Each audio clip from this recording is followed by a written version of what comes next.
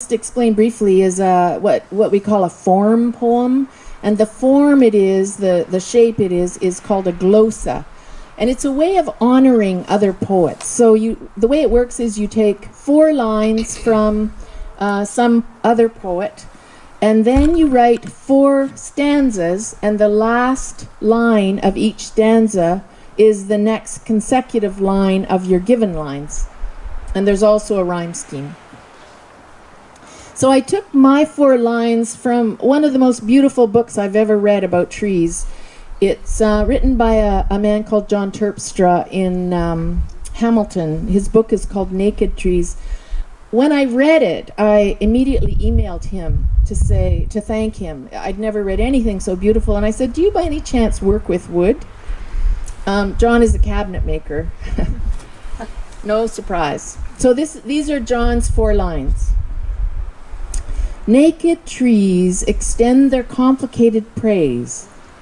Branches sway in a sort of unison, not agreed upon, each their own way. And this is how I followed on John's.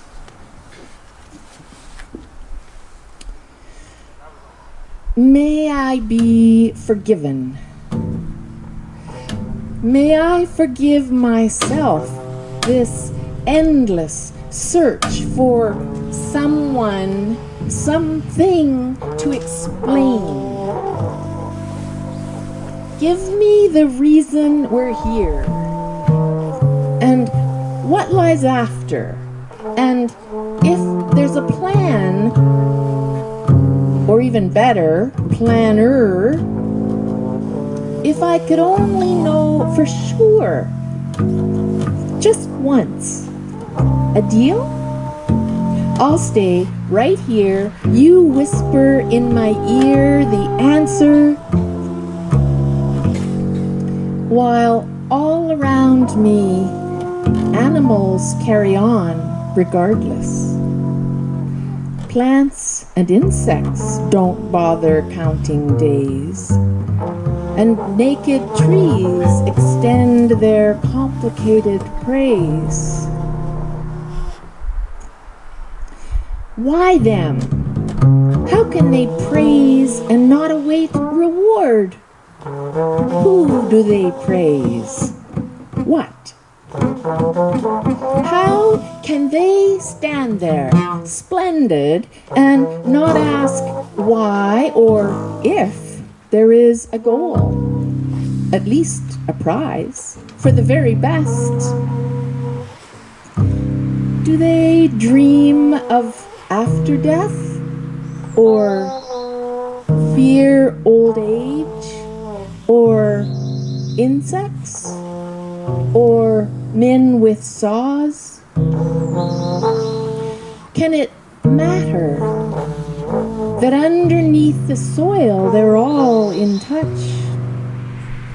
What one knows, all know instantly, in a deciduous, coniferous vocabulary that whispers a grace, as all around branches sway in a sort of unison. Perhaps I should sit and watch, listen for a while to the shushing of trees, peace in one place, a salute to sky, and no complaints, unless you count the crack of the final fall. And what do they see then? Is there mortal terror, or a welcome to the stones they shall now lie upon, the bed from which to nourish other trees? If we die childless, are we forgotten? Is heaven a tonic not agreed upon?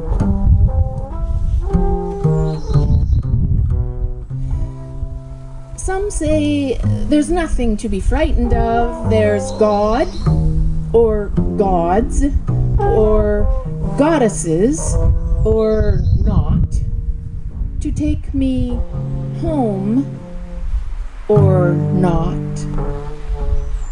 I'll find out soon enough, that's sure. Perhaps this is my fascination with birds who fly above, rest lightly on each moment.